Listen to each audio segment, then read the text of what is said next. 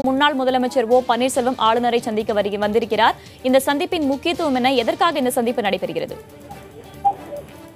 தமிழக முன்னாள் முதல்வர் ஓ பன்னீர்செல்வம் சற்று நேரத்திற்கு முன்பாக தமிழக பொறுப்பு ஆளுநர் வித்யாசாகராவை சந்தித்து பேசி வருகிறார். அவருடன் அவர் ஆதரவாளர்களான மூத்த நிர்வாகிகளான செம்மலை, நத்தம் விஸ்வநாதன், முனுசாமி, மைத்ரேயன், மதுசூதனன் ஆகியோர் ஆளுநர் மாளிகை வந்திருக்கிறார்கள். அனைவரும் தற்போது ஆளுநரை சந்தித்து வருவதாக தெரிகிறது.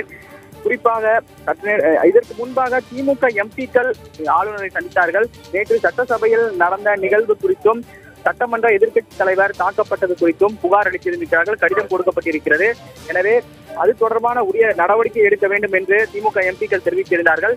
இந்த நிலையில் தற்போது முன்னாள் முதல்வர் ஓ பன்னீர்செல்வம் தற்போது சந்தித்து பேசி வருகிறார். நேற்று சட்டசபை நிகழ்வுகள் குறித்து ஆளுநரை சந்தித்து அவர் எந்த ஒரு தகவலையும் இதுவரை தெரிவிக்கவில்லை. எனவே அது தொடர்பான தகவல்களை தெரிவிப்பதற்காகவும் அது தொடர்பான விளக்கங்கள் அல்லது புகார்கள் ஏதாவது கொடுப்பதற்கான வாய்ப்புகளும் இருக்கிறது.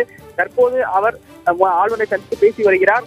அது மட்டுமல்லாமல் இன்று காலை தமிழக முதல்வர் எடப்பாடி பழனிசாமி அமைச்சரோடு சந்தித்து நன்றி தெரிவித்தார். ஆளுநரை சந்தித்து நன்றி தெரிவித்தார். நம்பிக்கை வாக்கெடுப்பில் வெற்றி பெற்றது குறித்து ஆளுநரை சந்தித்து அவர் நன்றி தெரிவித்தார், பூச்சென்று கொடுத்தார். அதன் தொடர்ச்சியாக திமுக எம்பிக்கள் ஆளுநர் மாளிகைக்கு வந்தார்கள்.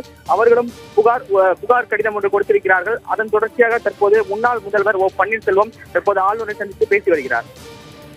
தமிழக பொறுப்பு ஆளுநர் வித்யாசாகர் ராவை முன்னாள் முதலமைச்சர் ஓ பன்னீர்செல்வம் தற்போது சந்தித்து பேசி வருகிறார். நேற்றைய சட்டப்பேரவை நிகழ்வுகள் குறித்து முன்னாள் முதலமைச்சர் ஓ பன்னீர்செல்வத்தின் அணியினர் ஆளுநரிடம் முறையீடு செய்திருக்கிறார்கள்.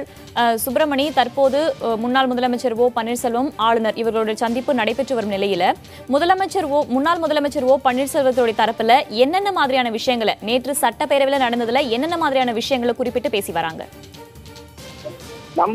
நம்பிக்கை வாக்கெடுப்பு செல்லாது என்ற ஒரு தகவல்களை அவர் முன்வைத்திருந்தார்கள். அது மட்டுமல்லாமல் ரகசிய வாக்கெடுப்பு கோரி நேற்று சட்டசபையில் அமளி ஏற்பட்டது. அவர்களுடைய கருத்தாக அது இருந்தது. எனவே அது நடத்தப்படவில்லை, ரகசிய வாக்கெடுப்பு நடத்தப்படவில்லை. மேலும் சட்டசபையில் நேற்று எதிர்க்கட்சி தலைவர் அதே போல திமுக எம்பி எம்எல்ஏக்கள் ஆகியோரது சட்டை கிழிக்கப்பட்டது, அமளி நிகழ்ந்தது. அது தொடர்பாக திமுக தரப்பில் ஏற்கனவே புகார் அளிக்கப்பட்டிருக்கிறது. இந்த நிலையில் நேற்று நடந்த நிகழ்வுகள் குறித்து விரிவான ஒரு விளக்கத்தை இந்த ஆளுநரிடம் முன்னாள் முதல்வர் ஓ பன்னீர்செல்வம் அளிப்பார் என்று எதிர்பார்க்கப்படுகிறது.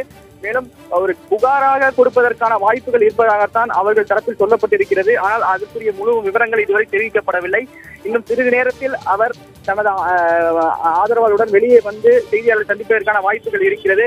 ஆளுநரை சந்திப்பதற்கான காரணம் குறித்து விளக்குவதற்கான வாய்ப்புகள் இருக்கிறது. அது மட்டுமல்லாமல் அடுத்த கட்ட நடவடிக்கைகள் என்ன எடுக்கப் போகிறோம் என்பது தொடர்பான விளக்குவதற்கான வாய்ப்புகளும் அதிக அளவு இருக்கிறது.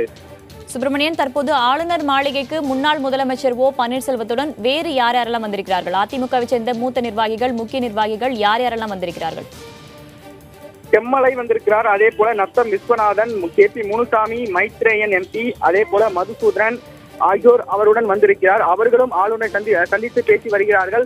சட்டசபையில் நேற்று நடந்த நிகழ்வுகள் குறித்து விரிவான ஒரு தகவல்கள் முன்வைக்கப்படுவதாக தெரிகிறது. மேலும் நம்பிக்கை வாக்கெடுப்பு தொடர்பான விஷயங்கள் தொடர்பாக பேசுவதற்கான வாய்ப்புகள் இருக்கிறது.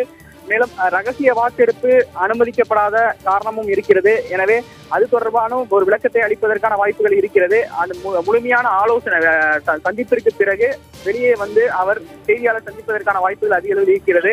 மேலும் 1 மணி அளவில் ஆளுநர் மாளிகையிலிருந்து மும்பை செல்ல இருக்கிறார். அதற்கான 1 மணி அளவில் தனி விமானம் மூலமாக அவர் மும்பை செல்ல இருக்கிறார். இந்த சந்திப்பிற்கு பிறகு ஆளுநர் மும்பை செல்கிறார்.